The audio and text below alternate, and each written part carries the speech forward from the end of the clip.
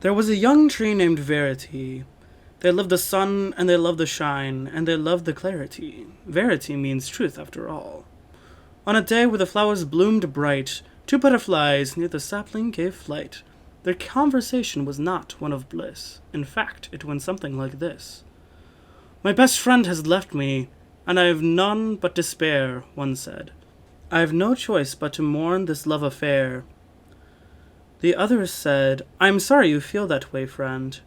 There is nothing more tragic than a love that has to end. The first one wailed, They have gone to fly with another. You tell me, why must I hurt? Why must I suffer?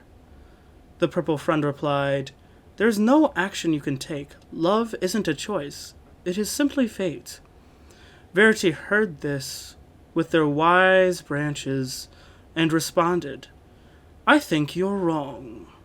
The butterflies turned to Verity in confusion.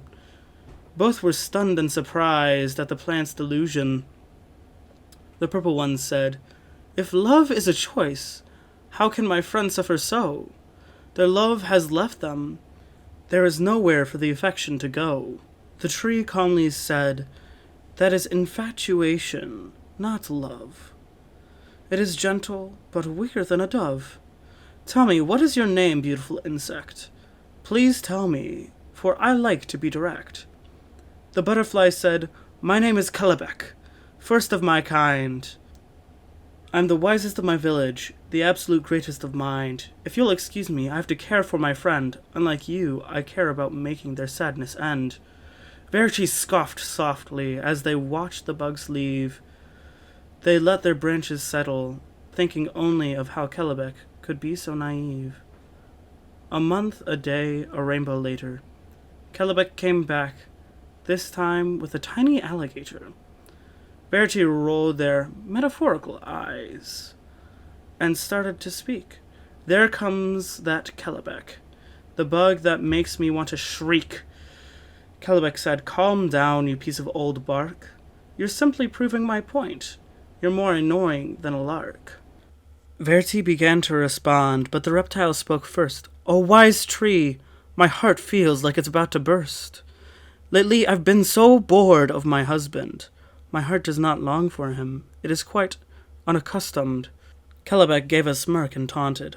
Oh, wise tree, please release them from this dread. After all, isn't love something we decide? Unless, of course, you horribly lied. Verity's branches felt hot, and their roots started to gnarl. Tiny bug, shut up, they said with a snarl. Alligator, you haven't grown bored. You've become different. If you make an effort with your husband, your love will take precedent. The reptile left satisfied, as Kelebek looked on with disbelief. What was it? Few words caused such relief? Verity's branches sat a little bit straighter, and they said, Come back when you change your tune. Go on then, friend. 2 months, 2 days, and 2 storms passed. Kelebek had not returned. Verity was worried if they had listened at last. They missed their fluttering companion. Even if they were annoying, their heart ran as deep as a canyon. This couldn't be. Verity hadn't chosen this. Where did these feelings arrive from? Suddenly, wings dropped. Kelebek appeared just as fast as they had come. Verity said, Kelebek, you were right. I love someone and I did not choose it. Kelebek smiled and repeated, Love is a choice. It is something you cannot quit. Don't use my words against me. Verity grew cold. I was selfish and prideful and dumb. Kelebek whispered, I think you're wrong. I chose to come back, didn't I? You chose to respond, did you not? I am making the choice to ask for your love. You can say no without another thought. Verity world froze. They couldn't make a sound. Could this be how it ends, befriending someone so unprofound?